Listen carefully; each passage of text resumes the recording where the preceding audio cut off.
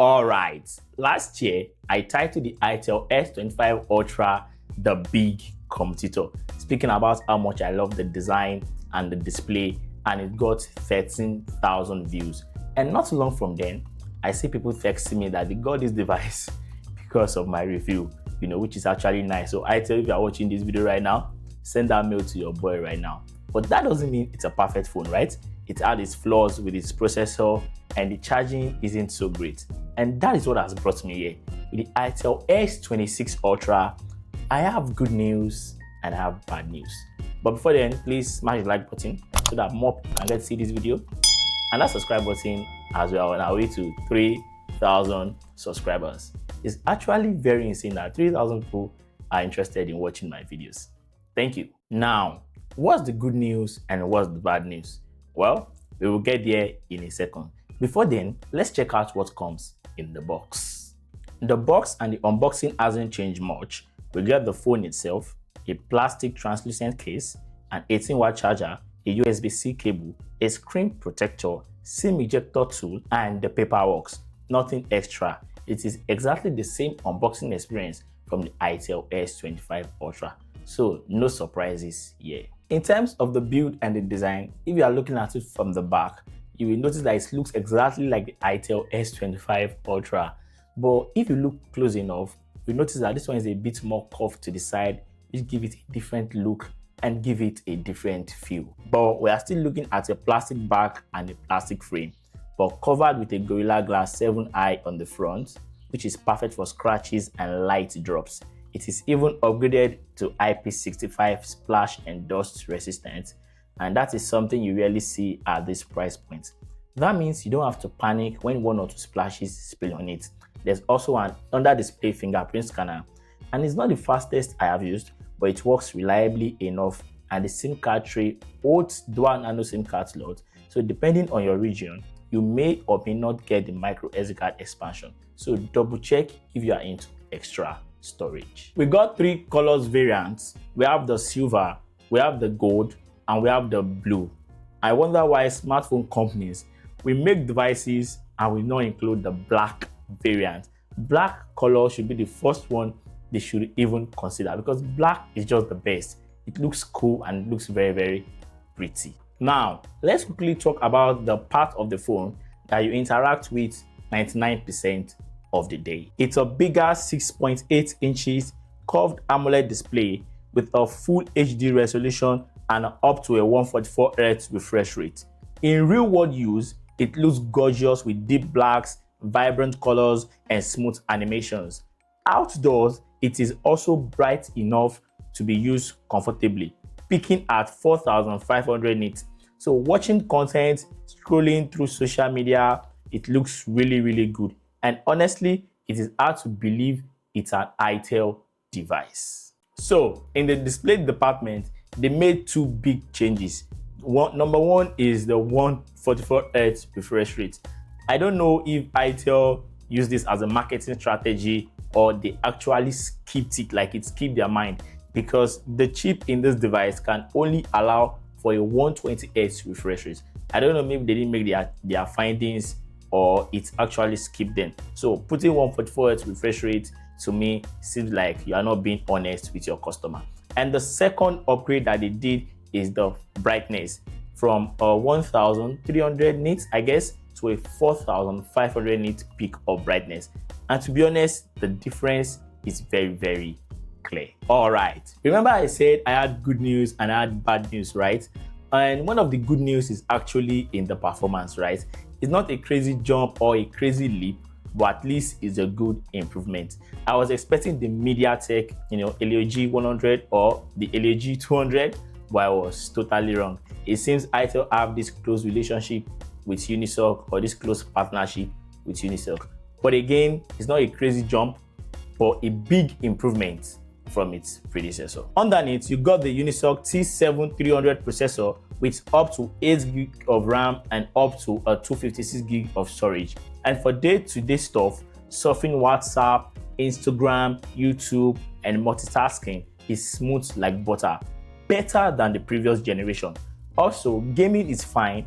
It can play games at medium graphic settings, but don't expect it to keep up with the latest flagship or with the MediaTek Helio G100 or the MediaTek Helio G200. And if you push it for a long period, it can eat up or stutter a bit. I think that's something you should take note of.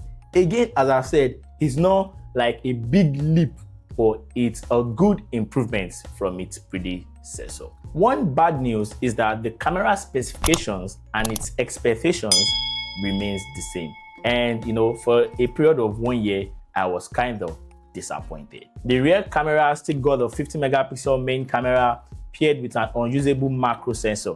Photos in daylight are sharp and colorful, just like its predecessor, but it's not significantly an upgrade. Selfies from the 32 megapixel front camera are also detailed enough for social media uploads or for these light video calls and casual video conferencing. But in low light, the quality takes a dip with softer details and more noise in the frame. So if you want usable pictures, I would advise you to shoot in good lighting condition, right?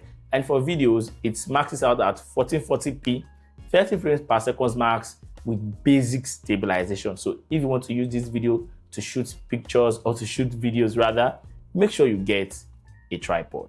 So yeah, cameras are not the main cause of this device. So if you are getting this device because of its camera, I would advise you skip this one.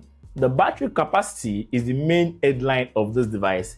It has a 6,000 capacity, which should give you more than 2 days with moderate usage. You could get 2 full days without plugging in. Even on heavy days, I am sure that you would still have enough juice left by night. Now to the bad news I mentioned earlier. The charging is still stuck at only 18 watts, just as last year. For God's sake, Itel, why make life hard, right? You gave us a bigger battery, a 6,000 mAh battery. It is just ideal, to top it up with a 33 watts fast charger at least, and add the charger in the box as usual. Why, giving us 18 watts? Like, you are giving us a bigger battery and you are giving us lesser charging. It will take more time to charge and it will take more time to drain. That's not good. That's not good. A 33 watts will have been or will have been perfect. Yes, perfect is the word for this 6,000 mAh battery. So that's one of the bad news I was referring to earlier in the video. The Itel S26 Ultra ships with Android 15 and with Itel OS 15. It's clean, it is light, and it is smoother than I expected. There are few pre-installed apps depending on your region, but most can be disabled. And compared to some other brands in Transsion's family, I actually find Itel's skin less cluttered and cleaner. And when it comes to software updates, there are no info about software updates, right? But give or take, Itel should be giving us 1 year of major Android updates and 2 years of security patches.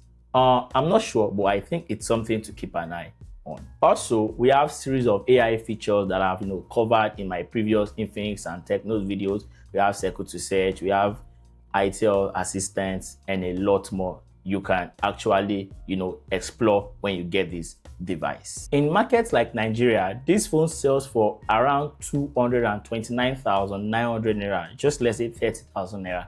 And if you think about it, that's actually strong marketing because it has a good AMOLED display, it has a big battery, and it has an improved processor. So to me, that's actually not bad for the price. But if you can remember at the start of the video, I said this phone has good news and it has bad news. And as I've listed them in the course of the video, if you are into good cameras, if you are into fast charging, if you are into good selfie cameras, you might want to look somewhere else, right? The Itel S26 Ultra is not the one for you.